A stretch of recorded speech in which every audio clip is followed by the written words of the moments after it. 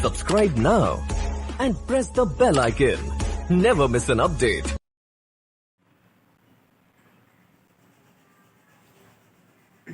Good morning guys, welcome back to YouTube channel the oblivion. And इस वीडियो के अंदर हम बात करेंगे सीवीपी की रिगार्डिंग।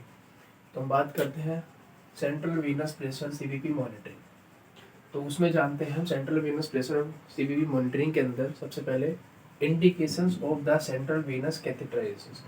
अगर हम सीवीपी डाल रहे हैं तो क्या क्या इंडिकेशंस है जहाँ पे हमको उसको डालना ही चाहिए, मस्ट हमको चाहिए ही चाहिए बेसिकली वो।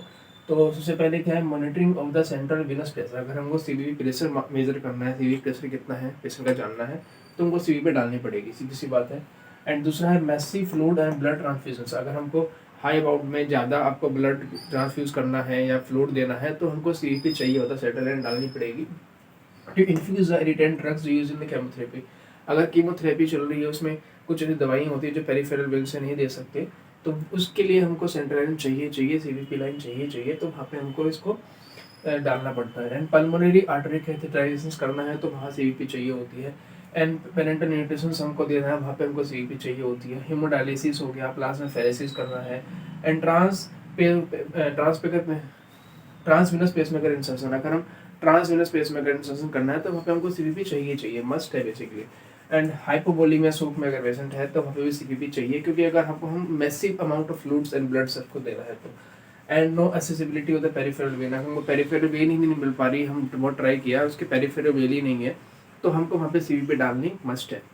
बात करते हैं complication of central Venus cannulation, इसकी कॉम्प्लिकेशन के बारे में बात करते हैं। हम सीवीपी डाल रहे हैं तो पर हमको सीवीपी डालते वक्त उनकी जो कॉम्प्लिकेशंस हैं उसको ध्यान में रखना बहुत जरूरी है, कि ये कॉम्प्लिकेशंस हो सकती है, ऐसा नहीं कि होती है हर बार, पर हो सकती है, तो उनका भी हमको ध्यान रखना बहुत जरूरी है।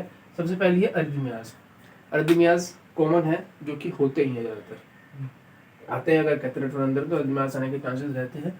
एंड ब्लीडिंग होना, नीमोथोरेक्स होना, injury to the heart, thrombosis, sepsis, cardiac rupture, ये सारे जो सारी के सारी कॉम्प्लिकेशंस हैं जो आपको बता रहा हूँ। And damage to the thoracic duct, oesophagus, carotid artery, stellate ganglion and catheter embolisation. तो ये सारी की सारी कॉम्प्लिकेशंस है जो कि होने के चांसेस रहते हैं, ऐसा नहीं कि होती है पर होने के चांसेस रहते हैं, तो उनकी सावधानी बरतनी बहुत जरूरी है, उनको ध्यान से सीवीपी को डालना होता है। एंड साइट ऑफ इंसर्शंस की बात करते हैं, अब कहाँ कहाँ सीवीपी को मेजर कर सकते हैं, कहाँ पे हम इसको डाल सकते हैं। तो बात करते हैं antecubital vein, cephalic and basilic हो गया आपका, and subclavian, internal jugular vein, external jugular vein and femoral vein. तो ये साइट्स मैंने आपको बताई जहाँ पे हम सीवीपी को डाल सकते हैं, मेजर कर सकते हैं। तो हमने इस वीडियो के अंदर जाना guys, indications of central venous catheterisation, indication जाना, कॉम्प्लिकेशन जाना एंड साइट ऑफ इंसर्शन जाना। ठीक है, तो यही था इस वीडियो के अंदर। फिर मिलेंगे नेक्स्ट टॉपिक में, नेक्स्ट वीडियो के साथ में। ठीक है, जब तक इस वीडियो को लाइक, सब्सक्राइब और शेयर करना ना भूलिएगा। Thank you for watching.